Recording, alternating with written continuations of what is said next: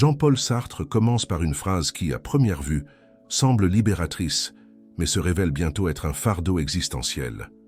L'homme est condamné à être libre. Cette condamnation n'est pas une punition au sens traditionnel. C'est une découverte brutale. Il n'y a pas de manuel, il n'y a pas d'essence prédéfinie, il n'y a pas de Dieu, une morale ou une destination qui dit qui vous devriez être. L'être humain est né, existe, et ce n'est qu'alors que ce qu'il est. C'est l'essence de l'existentialisme. L'existence vient avant l'essence. Mais pensez aux implications de cela. Si rien n'a été écrit, tout doit être décidé. Et si tout dépend de vos choix, alors tout ce que vous êtes, ou non, est entre vos mains. Vous ne pouvez pas blâmer l'univers. Vous ne pouvez pas échapper à la paternité de votre propre vie. Ceci, pour Sartre, n'est pas une source de célébration. C'est la naissance de l'angoisse. Parce que maintenant, chaque geste a un poids symbolique. Chaque décision est également une déclaration de valeur. Vous ne choisissez pas seulement pour vous-même. Vous choisissez pour tout le monde. Chaque choix est un manifeste silencieux sur ce que vous croyez que la vie devrait être. C'est pourquoi Sartre parle de condamnation. La liberté n'est pas un parc d'attractions, c'est un champ de bataille, un endroit où vous êtes le général, le soldat et le juge en même temps. Et où que vous alliez, ce poids vous accompagne, même si vous essayez de l'ignorer, même s'il est distrait, même si vous faites semblant de ne pas voir, parce que la liberté autrefois comprise n'est pas sans retenue. Elle vous poursuit avec le visage de la responsabilité, et vous pouvez même lui échapper. Mais elle vous attendra toujours dans le miroir. Il y a un paradoxe cruel en liberté. Plus vous devenez libre, plus vous obtenez. De l'avis de Sartre, être libre est de devoir choisir, tout le temps. Et choisir n'est pas seulement un acte pratique, c'est un acte d'expirmation existentiel. Avec chaque vrai choix, vous vous séparez un peu des autres. Vous dites « c'est moi, c'est à ma façon », même si personne ne comprend, même s'il fait don. Et ce même si porte une solitude que presque personne n'est prêt à ressentir, parce que la plupart des gens, sans faute, recherchent du réconfort, de la familiarité, de l'appartenance, et l'appartenance signifie souvent l'adaptation. Ajustez vos rêves, adoucissez vos souhaits, faites taire votre inconfort. Mais l'homme libre ne correspond pas à ce moule. Il ne correspond pas parce que vous voulez être contre, mais parce que cela ne peut plus vous mentir. Être libre nécessite des ruptures. Rompez avec ce qu'ils attendent de vous, avec ce que vous pensiez que vous vouliez, avec les récits qui vous ont donné la sécurité pendant des années. Et lorsque vous arrêtez de suivre les rails des autres, vous vous rendez compte que vous vous promenez dans un champ ouvert, sans carte, aucune garantie, sans entreprise. C'est là que la solitude apparaît. Et ce n'est pas l'absence de personne, c'est l'absence de miroir. C'est réaliser que personne ne peut marcher pour vous, personne ne peut décider pour vous, personne ne peut comprendre complètement ce que vous ressentez lorsque vous dites oui à une vie qui peut seulement avoir un sens pour vous. Sartre ne romance pas cette solitude, mais cela ne le rejette pas non plus. Il la fait face comme une partie inévitable de l'existence authentique. Parce que, au fond, le prix d'être libre est le suivant. Doivent supporter le silence entre vous et le reste du monde. Face au poids de la liberté, beaucoup de gens choisissent de s'échapper. Et cette évasion a un nom, bad faith. Pour Sartre, la mauvaise foi n'est pas un mensonge raconté aux autres. C'est un mensonge, dit-il. Il prétend que l'on n'a pas le choix, alors qu'en fait, on l'a fait. C'est jouer un rôle, une routine, une identité, et dire « c'est comme ça que je suis », comme si c'était immuable. Un serveur qui ne se définit que comme un serveur. Une femme qui se définit uniquement comme une mère. Un jeune homme qui dit « je suis comme ça, je ne peux pas changer ». Tous, ce sont des exemples que Sartre utilise pour illustrer comment nous nous cachons derrière les étiquettes. Mais la vérité est plus inconfortable. Vous n'êtes pas une fonction, vous n'êtes pas une étiquette, vous êtes un projet inachevé, une liberté en mouvement constant. La mauvaise foi est confortable car elle suspend le poids de la décision. Cela nous permet de croire que nous sommes coincés alors que nous n'avons vraiment peur. Peur de changer, peur de décevoir, peur de constater que ce qui nous tient n'est pas le destin, mais notre propre lâcheté. il est difficile de reconnaître cela, parce que cela signifie que beaucoup de nos souffrances sont soignées auto-infligées, que beaucoup de prisons dans lesquelles nous vivons ont la clé à l'intérieur. Mais c'est aussi la bonne nouvelle, parce que si nous sommes ceux qui nous enferment, ensuite nous sommes aussi ceux qui peuvent ouvrir la porte. Vivre dans la mauvaise foi, c'est survivre au pilote automatique, c'est accepter le script de la vie sans jamais se demander qui a écrit. Sartre nous met au défi de sortir de cette transe, pour supposer que la vie n'est pas écrite, et que chaque jour vivé avec conscience est un acte de courage contre la médiocrité. La mauvaise foi est un doux poison. Elle vous sauve de l'angoisse, mais vous vole l'authenticité. Et vivre avec l'authenticité, même s'il fait don, c'est toujours le seul moyen d'une vie qui a du sens. La liberté pour Sartre n'est pas seulement une bénédiction, c'est une condamnation. Nous sommes condamnés à être libres, pas parce que c'est mauvais, mais parce que nous ne pouvons pas échapper à la responsabilité que cette liberté nous impose. Vous pouvez vous cacher derrière un travail, une relation, une idéologie. Vous pouvez dire que vous suivez les ordres, que vous faites simplement ce dont vous avez besoin. Mais au fond, vous choisissez, même quand il décide d'omettre, même lorsque vous choisissez de ne pas changer.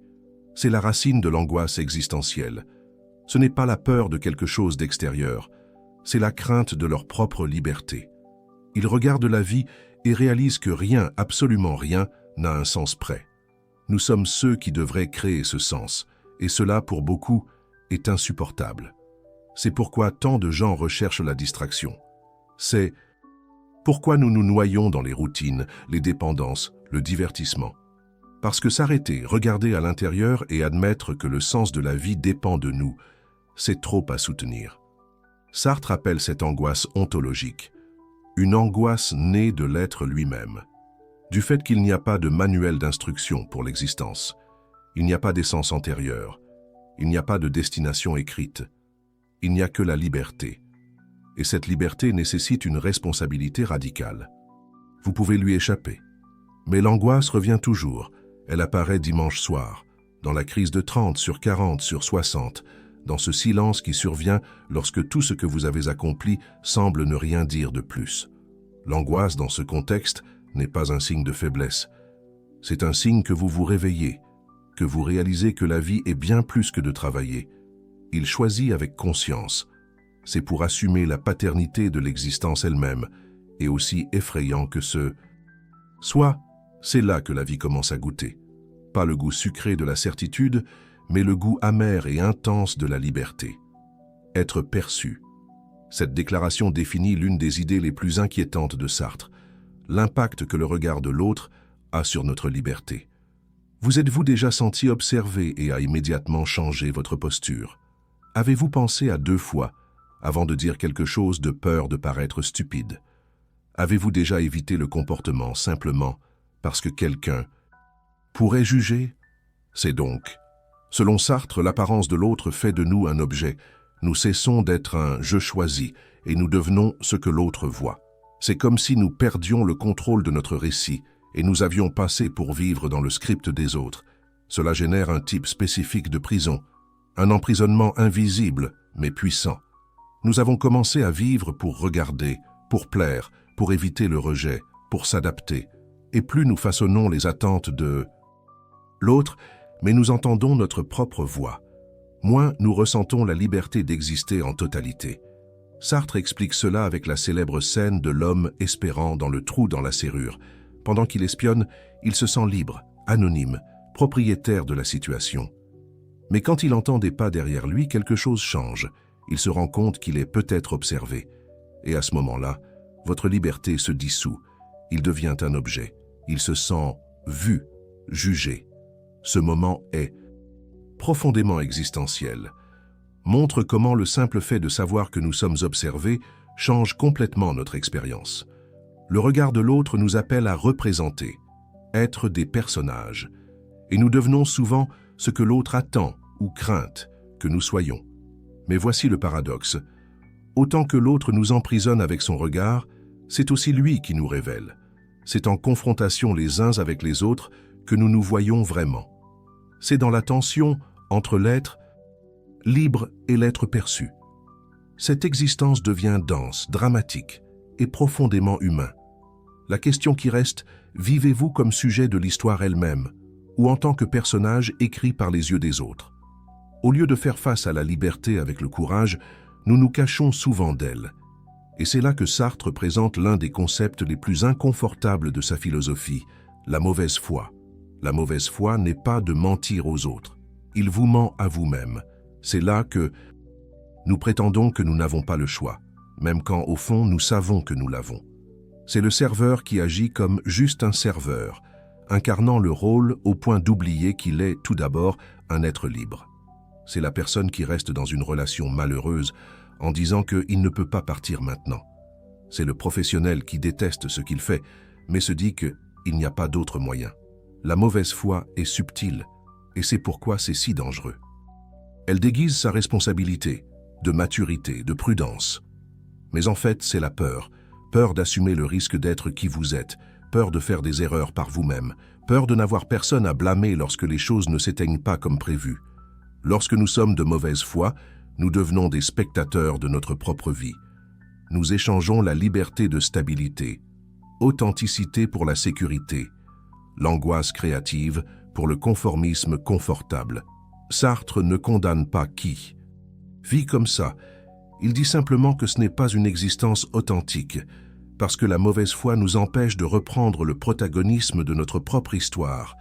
Cela nous fait vivre comme si nous étions définis par des papiers, des circonstances, des attentes des autres. Mais nous ne le sommes pas. La vérité brutale et libératrice est que vous êtes ce que vous choisissez de faire avec ce que vous avez fait. Cela signifie que vous pouvez choisir un chemin différent, même s'il fait donne, même si ça fait peur, même s'il démantèle tout ce que vous avez construit jusqu'à présent. La mauvaise foi veut vous convaincre que vous êtes coincé. La liberté vous rappelle que vous n'avez jamais été. Alors arrêtez, respirez et demandez-vous honnêtement, qu'est-ce que, aujourd'hui, faites-vous semblant de ne pas changer? Peut-être que votre vie demande un nouveau plan moins et une fin de plus au mensonge que vous vous dites tous les jours. La liberté pour Sartre n'est pas légère. Elle n'est ni romantique ni poétique. Il n'est pas fait d'elle ou d'horizons ouverts. Elle est tout d'abord un poids, parce qu'avec la liberté vient la responsabilité totale, et c'est le point qui fait peur. Être libre, ce n'est pas seulement choisir. Il porte les conséquences de chaque choix. Il regarde sa vie et sait « tout cela est mon travail ». Le droit et les mauvaises décisions, les chances que j'ai saisies et celles que j'ai gaspillées, ce que j'ai fait et ce que j'ai fait semblant de faire. Il n'y a pas d'autre à blâmer. Il n'a pas de destination, pas de chance. Il n'y a pas de Dieu qui décide pour vous. Et toi? C'était toujours toi.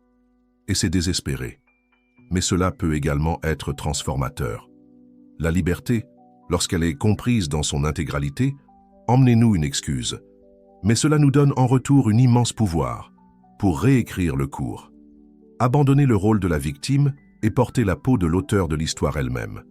Sartre nous invite à faire face à ce pouvoir. Et cela nécessite du courage. Courage d'admettre que vous êtes là où vous êtes à cause des choix que vous avez faits et les choix que vous avez cessé de faire.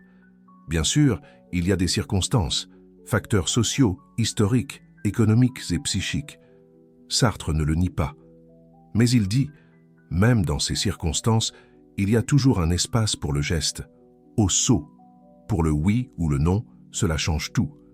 La liberté est cet espace, et ça fait mal, car cela élimine le confort de l'illusion. Mais si vous acceptez cette douleur, si vous supportez ce poids, quelque chose se passe. Vous mûrissez, vous devenez entier, vous devenez humain, au sens le plus dense du terme. Sartre a dit que l'homme est condamné à être libre, parce qu'une fois conscient, il ne peut plus se cacher derrière des masques ou des excuses. Il doit choisir. Et vivez avec ce que vous avez choisi. C'est dur. Mais peut-être qu'il n'y a rien de plus digne, plus vrai, plus beau que ça. Après avoir accepté la liberté, vient le deuxième impact, le silence. Le monde ne répond pas. Il n'y a pas de manuel. Il n'y a aucune voix à dire ce qui est bien ou mal. Et ça fait peur. Sartre l'a appelé l'angoisse ontologique. ce n'est pas l'angoisse de perdre quelqu'un. Ce n'est pas l'angoisse de la peur. C'est quelque chose de plus profond. C'est le vertige de réaliser que, en arrière-plan, nous sommes seuls avec notre liberté. Vous regardez le monde, et il ne renvoie pas de sens. Regardez le ciel, et il ne répond pas. Regardez à l'intérieur, et tout ce que vous trouvez est la responsabilité de façonner votre propre être. C'est à ce stade que beaucoup de désespoir, et essayer de s'échapper, s'enfuir vers une relation qui donne la sécurité, s'enfuir vers une religion qui dicte les règles. Fuitez-vous pour travailler qui fournit un script, s'enfuir vers la routine, la consommation, le divertissement. Mais Sartre a dit, la course à pied n'élimine pas le vide, juste le bien. Il a appelé cette évasion de mauvaise foi. Vivre dans la mauvaise foi, c'est comme si nous n'avons aucun choix. Il se cache derrière des papiers sociaux, des règles prêtes à l'emploi, des excuses confortables. Il dit « je ne peux pas », quand en fait, nous ne voulons tout simplement pas supporter le coup d'être libre. La solitude de l'homme libre, donc, ce n'est pas une erreur. C'est un stage, c'est l'écho qui précède le cri, le silence qui précède la création. L'espace vide où vous allez écrire votre propre histoire. Mais méfiez-vous, cet espace fait peur car il est réel. Il ne vous protège pas, ne vous offrez pas de garantie, mais vous donne quelque chose qu'aucun système, croyance ou idéologie ne peut vous donner, la chance d'être authentique. Pas dans le sens superficiel du mot, mais dans le sens le plus radical, pour vivre la vie comme une œuvre originale et pas comme une répétition. C'est la dernière frontière de la liberté. Supposons que personne ne viendra vous sauver. Et cela encore, vous pouvez vous sauver, avec des choix conscients, avec présence, avec courage. La liberté n'est donc pas un fardeau, c'est une responsabilité sacrée.